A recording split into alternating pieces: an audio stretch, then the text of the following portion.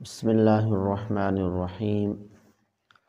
اللہ تبارک و تعالیٰ کا ارشاد گرامی ہے، یا ایہا النبی انا ارسلناک شاہدا، اے غیب کی خبر دینے والے، ہم نے آپ کو حاضر و ناظر بنا کے بھیجا۔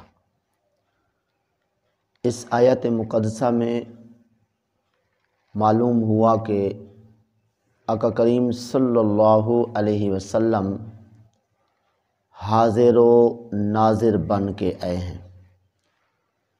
حاضر و ناظر کا کیا مطلب ہے؟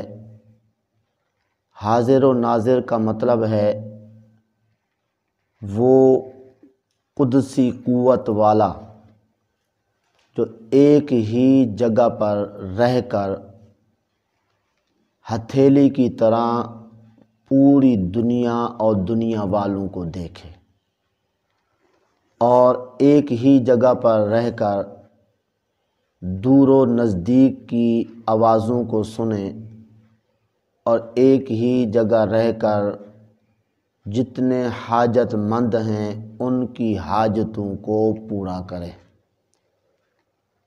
اس پر دلیل کنز العمال شریف کی حدیث شریف ہے۔ حضرت عبداللہ بن عمر رضی اللہ تعالی عنہ فرماتے ہیں، آقا کریم صلی اللہ علیہ وسلم نے ارشاد فرمایا، پوری دنیا کو میرے سامنے کر دیا گیا ہے، میں دنیا اور دنیا میں قیامت تک جو کچھ ہونے والا ہے اسے ایسے دیکھتا ہوں جیسے اپنی ہتھیلی کو دیکھتا ہوں۔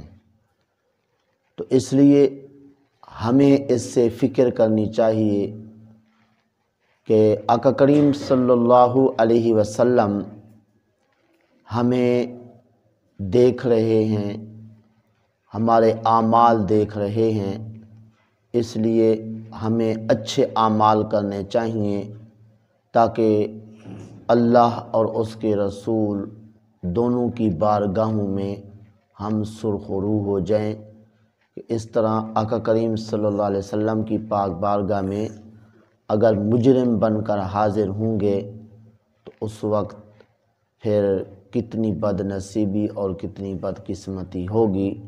حضرت سعید بن مسیب رضی اللہ تعالیٰ عنہ فرماتے ہیں، کوئی دن ایسا نہیں ہے جس میں صبح شام آقا کریم صلی اللہ علیہ وسلم کی پاک بارگاہ میں آپ کی امت نہ پیش ہوتی ہو۔ ہر امتی حضور کی بارگاہ میں پیش ہوتا ہے، حضور ہر ایک کو اس کی پیشانی سے پہچانتے ہیں، اور جو کچھ اس نے کیا ہوتا ہے اس کو حضور دیکھتے ہیں، جانتے ہیں۔ تو اس لیے حاضر و ناظر کا مطلب بھی ذہن میں رکھ کے ہم جو ہے اعمال کریں نیک اور برائیوں سے بچیں، تاکہ قیامت کے دن بھی آقا کریم صلی اللہ علیہ وسلم کے سامنے شرمساری نہ ہو، اور آقا کریم صلی اللہ علیہ وسلم ہمارے صبح شام اعمال دیکھ کر خوش ہو جائیں۔ دعا ہے اللہ تعالیٰ کی بارگاہ میں جو کچھ کہا صحیح عمل کی توفیق عطا فرمائے۔